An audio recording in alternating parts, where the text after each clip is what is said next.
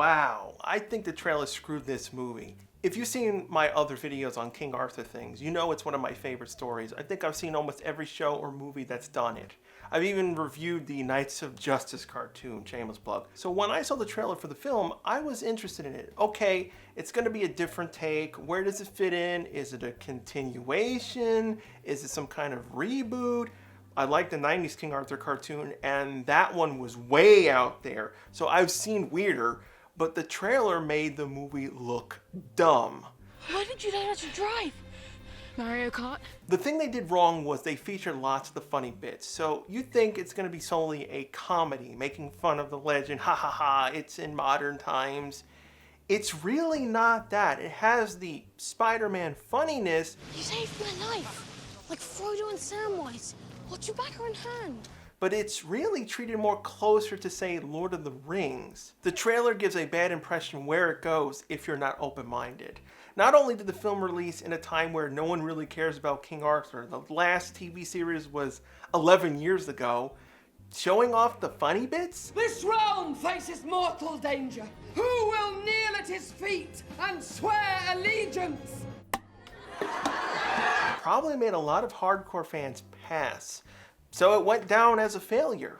It had the money to back it too. They didn't skimp on the visual effects, even with it being only a $60 million movie. The writer was pretty clever in using lore to the story's advantage, which also helped with the budget. So where does it fit into the classic Arthurian tale? The movie basically acts as a sequel to the original story. Arthur stops the evil Morgana from taking over Camelot with stuff thrown in from other variations, all wrapped up in a modern day setting. It takes place hundreds of years after King Arthur imprisoned Morgana during the final fight. The backstory is told much like Lord of the Rings' opening sequence. This part's a bit weak. Arthur isn't able to kill Morgana with Excalibur, so instead she gets entombed, and basically the reason why she gets freed in today's time is that the world is divided. I don't understand how she knows how this works. Is there an entombment handbook or something? And the land is lost and leaderless again. I will return. Especially when you think about it, this power that keeps her at bay is basically the people's bond around the world. When this weakens, she breaks free. What about things like the Second World War or other times nations fought? That counts as world divided too. It would have been better if Arthur and Merlin created a seal that entombed her, which naturally failed over the centuries. This then caused the Lady of the Lake to release Excalibur and find a new king. The film has a few issues here and there. They're not detrimental, but there are better ways to make these things work. The whole world fighting one another really has no factor into this plot. It's all about the kids. Now, how does the kids work out? Because it does look like a Chronicles of Narnia knockoff. The main cast are the descendants / worthy successors of the Round Table. This part really feels like King Arthur and the Knights of Justice. They did a few twists here and there. Sir Lancelot and Sir Kay's descendants became the school bullies, where Alex, Arthur's descendant, defended his friend Bedivere's descendant from the bullies. Somebody help! Hey! Let him go! It's an interesting way to set up the band, if you know the lore. Alex is the one who stands up for the people in need, and Betters will be his thankful, trusted friend. I still hate this bully plot. Bully moments in movies tend to be stupid. They always end up having the nice guy take the blame. Lance was taking Better's money, so Alex stood up to Lance and hit him. So Alex is the one who gets the scolding from the head teacher. Lance and Kay outright say they own the school. Don't be a hero. I'm the king around here. So that means they gotta be infamous. Why aren't you being scolded along with Alex then? They just have Alex say he didn't want to tell the truth. And this is supposed to filter into a plot point later in the film, but it makes him and Betters stupid as hell. Because he's like, I didn't want to tell the truth because it would make things worse. 5 minutes later. I think this was a last-minute script change because Lance says, Alex lied and didn't say the truth. Something was changed or edited out so that Alex had a second flaw. Also, the writer failed to actually take account what year the movie takes place in, with kids having phones. You know how easy it is to just record and show the video, the idea is fine, but don't make the hero take all of the blame and make him look stupid. The movie has this issue of overthinking scenes where the writer wants everything to filter back into the character's turning points. Sometimes it's better to not use everything. I still like Alex and Betters. They're fun kids that deal with the usual stuff in life. Alex has his motivations of being the hero because he doesn't have a father in his life. He doesn't like seeing people go through crap as he does. Betters, I don't want to spoil too much, but he does get a journey. However, Lance and Kay are the weak characters, and it's not because they're the bullies. The problem is they don't have different personalities. They go through a journey, but the same journey, with exception of Kay knowing how to drive, which is where that stupid Mario Kart joke comes from in the trailer. They're just the same copy-paste character. I wish they had done more to make them different. The movie handles magic differently compared to the usual way King Arthur stories play out. Magic is real, but it has limitations. During the day, Morgana and her forces can attack. Her powers only work during the night. The same goes for Merlin. I'll get to him in a second. Merlin can't be outside during the night. When Alex and the others are in danger, he can't help. Another big difference is that Alex and anyone he knights with Excalibur are shifted over to the easiest way to explain it, to another dimension where everyone else disappears. Anything that gets destroyed, as long as Morgana doesn't get a hold of the sword, Alex defeats her forces, or morning comes, the world resumes. It's basically the movie's way to avoid people getting killed. It works out fine. It kind of reminded me of some Zelda games. It just feels odd at first. Now Merlin, he's a plot problem to the story. If he has all his magic and junk, it'd be basically easy for Alex to get things done.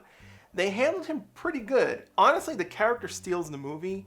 The whole fish out of water, him rambling about crap, he's like Ford from Hitchhiker's Guide to the Galaxy. Oh, forgive me. I completely forgot to include clothing in my Vivifica Transubstantiatio. He's that type of crazy. So what they do is they have Merlin be very old. He's aged over the centuries, so at this point, he can't use powerful magic much. If he does, he's badly weakened, to the point of nearly dying.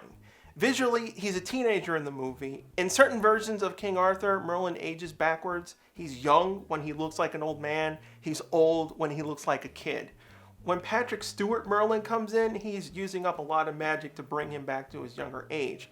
He does this to enact more powerful magic, like showing Alex the future of the world if he refuses to help. Another Lord of the Rings moment.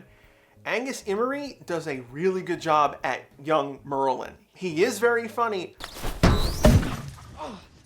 but Merlin is used in spurts. He doesn't get annoying. He comes in when he's needed the most. I rather want more of Merlin in the film than yell, "Get off the screen" from annoying jokes. Now, the issue with this is if you're coming in to watch Patrick Stewart, he's only here for 4 scenes. He's not really important to the film. Honestly, I prefer young Merlin anyway. The basic gist of the plot is Alex must find his way to where Morgana's tomb is located and stop her within 4 days of a solar eclipse. Another thing that bugged me, why doesn't Merlin remember where she's trapped? They don't really say anything like when she got sealed away, she got teleported to another location. Merlin was present when she went poof the first time. I know the land has changed over the centuries, but at the end of the day, things still exist from the period. To cover this issue, I would have had Merlin say something like, "The spell I casted blocks all magic, so I don't know where she ended up." One thing I found cool was that Alex used the sword and the stone part of Excalibur as a way to protect the sword. He couldn't really walk around into towns with a sword sticking out of his bag, so he just put it back into a stone to keep it safe. I wish more of the King Arthur shows and movies did that. The fights through the film were fine, good action pieces, the kids felt believable, no dwarf barrel moment from The Hobbit. As for them learning how to fight, it's half good and half bad. The biggest issues is the time limit. The movie was given 4 days till this solar eclipse, which would allow Morgana to break free and reach the surface. The time limit could have been extended to allow more training for the kids to fight. The time limit is really the solar eclipse, which Morgana and Merlin can't control.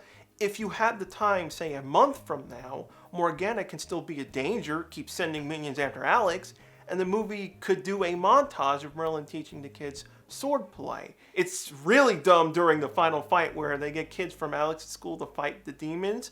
Literally, they have 6 hours to teach them sword play. If you wanted a shortcut, you could have had a fencing class, kids who know how to do stuff like martial art class. One other issue I have to point out. In the last battle, huge amounts of demon monsters attack in the final fight. The kids do an okay job defending. They all get overrun and get pushed back to the roof. And then the army just stops so that Alex and the others fight Morgana alone. If you were going to use Merlin for a powerful moment, this is where it should have happened. I still think the movie is a good film. It has these issues, but it's a solid movie. If you're a King Arthur fan, I do suggest this. It's a good blend with modern day meets fantasy. It respects the legends. The jokes don't ruin anything. It's a simple movie that got a really bad trailer that didn't represent what the movie is really about, especially when they showed the Lady of the Lake giving Alex the sword inside his bathroom. If you don't have the context, it easily makes Alex look like he's misusing the sword. That scene is the complete opposite of what it looked like. Thanks for checking out the review. Subscribe if you want to see more, and if you remember a movie or a show that's long been forgotten, good or bad, leave it as a suggestion below. I'm always on the lookout for obscured stuff.